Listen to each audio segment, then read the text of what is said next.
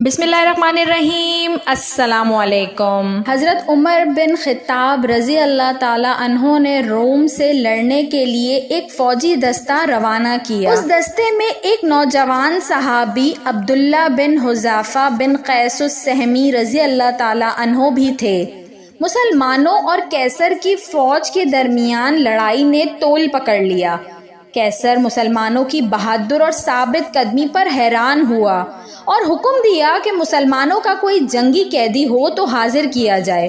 عبداللہ بن حذیفہ کو لا کر حاضر کیا گیا، جن کے ہاتھوں اور پاؤں میں ہتھکڑیاں تھیں۔ کیسر نے ان سے بات چیت شروع کی تو ان کی ذہانت سے حیران رہ گیا۔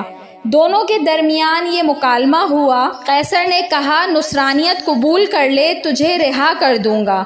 عبداللہ نے کہا، نہیں قبول کروں گا۔ قیصر نے کہا، نصرانیت قبول کر لے، آدھی سلطنت تجھے دے دوں گا۔ عبداللہ نے کہا، نہیں۔ قیصر نے کہا، نصرانیت قبول کر لے، آدھی سلطنت دوں گا اور تجھے حکمرانی میں شریک کروں گا۔ عبداللہ نے کہا، نہیں، اللہ کی قسم، اگر تم مجھے اپنی پوری مملکت، اپنے آباء و اجداد کی مملکت، عرب و عجم کی حکومتیں بھی دے دو تو میں پلک جھپکنے کے برابر بھی اپنے دین سے منہ نہیں موڑوں گا۔ قیصر غضبناک ہوا اور کہا، تجھے قتل کر دوں گا۔ عبداللہ نے کہا، مجھے قتل کر دے۔ قیصر نے حکم دیا کہ ان کو ایک ستون پر لٹکا کر ان کے آس پاس تیروں کی بارش کی جائے ڈرانے کے لیے، پھر اس کو عیسائیت قبول کرنے یا موت کو گلے لگانے میں سے ایک بات کا اختیار دیا جائے۔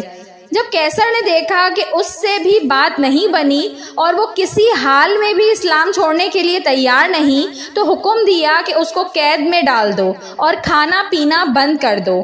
عبداللہ کو کھانا پینا نہیں دیا گیا، یہاں تک کہ پیاس اور بھوک سے موت کے قریب ہو گئے تو قیصر کے حکم سے شراب اور خنزیر کا گوشت ان کے سامنے پیش کیا گیا۔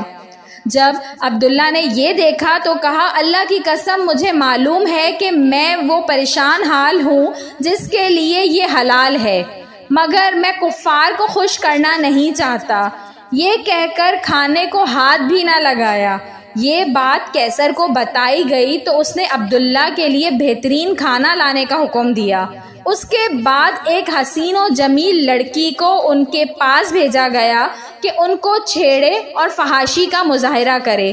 اس لڑکی نے بہت کوشش کی مگر عبداللہ نے اس کی طرف کوئی توجہ نہیں کی اور اللہ کے ذکر میں مشغول رہے۔ جب لڑکی نے یہ دیکھا تو غصے سے باہر چلی آئی اور کہا، تم نے مجھے ایک ایسے آدمی کے پاس بھیجا، میں سمجھ نہ سکی کہ وہ انسان ہے یا پتھر۔ اللہ کی قسم، اس کو یہ بھی معلوم نہیں ہوا کہ میں مذکر ہوں یا مؤنث۔ جب قیصر کا ہر حربہ ناکام ہوا اور وہ عبداللہ کے بارے میں مایوس ہوا تو ایک پیتل کی دیگ منگوائی اور اس میں تیل ڈال کر خوب گرم کیا اور عبداللہ کو اس دیگ کے سامنے لایا اور ایک دوسرے مسلمان قیدی کو زنجیروں سے باندھ کر لایا گیا اور ان کو اٹھا کر اس ابلتے تیل میں ڈالا گیا، جن کی ایک چیخ نکلی اور دیکھتے ہی دیکھتے ان کی ہڈیاں الگ ہو گئیں اور تیل کے اوپر تیرنے لگیں۔ عبداللہ یہ سارا منظر دیکھ رہے تھے۔ اب ایک بار پھر قیصر عبداللہ کی طرف متوجہ ہوا اور نصرانیت قبول کرنے اور اسلام چھوڑنے کی پیشکش کر دی، مگر عبداللہ نے انکار کر دیا۔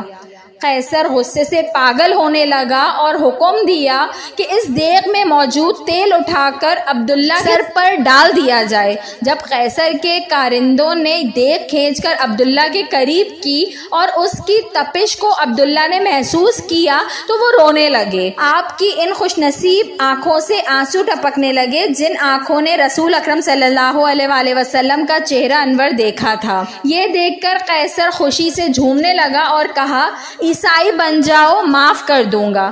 عبداللہ نے کہا، نہیں۔ قیصر نے کہا، تو پھر رویا کیوں؟ عبداللہ نے کہا کہ اللہ کی قسم، میں اس لیے رو رہا ہوں کہ میری ایک ہی جان ہے جو اس دیگ میں ڈالی جائے گی۔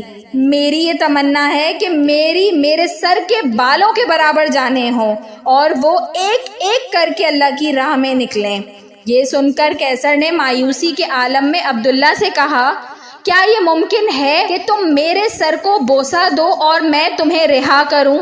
عبداللہ نے کہا، اگر میرے ساتھ تمام مسلمان قیدیوں کو رہا کرتے ہو تو میں تیرے سر کو بوسہ دینے کے لیے تیار ہوں۔ قیصر نے کہا ٹھیک ہے۔ عبداللہ نے اپنے ساتھ دوسرے مسلمانوں کو رہا کرنے کے لیے اس کافر کے سر کو بوسہ دیا اور سارے مسلمان رہا کر دیے گئے۔ جب واپس عمر بن خطاب کے پاس پہنچ گئے اور آپ کو واقعہ بتایا گیا تو عمر رضی اللہ تعالیٰ عنہ نے کہا عبداللہ بن حذیفہ کے سر کو بوسہ دینا ہر مسلمان پر ان کا حق ہے، اور خود اٹھے اور عبداللہ کے سر کو بوسہ دیا رضی اللہ تعالیٰ عنہ۔ کیسی سیرت تھی صحابہ کی، کیسی قربانیاں تھیں ان کی، کیا یہ اپنے بچوں کو پڑھانا نہیں چاہیے؟ دراصل یہی اصل ہیرو ہیں زندگیوں کے۔ آج کل ہمارے پاس اپنی اولادوں کو اسلام کے ہیروز کے بارے میں بتانے کا وقت نہیں ہے۔ ہماری اولادیں یہ تو جانتی ہیں کہ سپر مین، آئرن مین، بیٹ مین یہ ہیرو ہیں جو کہ خیالی ہیں، اور اصل ہیرو کون ہے اور کیسے ہوتے ہیں یہی نہیں پتا، یہی نہیں علم۔ اللہ سب کو علم دین سیکھنے اور سکھانے کی توفیق عطا فرمائے، آمین۔ ویڈیو پسند آئی ہو تو اس کو ضرور لائک کریے گا، اور ایسی مزید اچھی ویڈیوز دیکھنے کے لیے میرے چینل اردو کہانی گھر کو سبسکرائب کر لیجئے۔ Thanks for watching. اللہ حافظ۔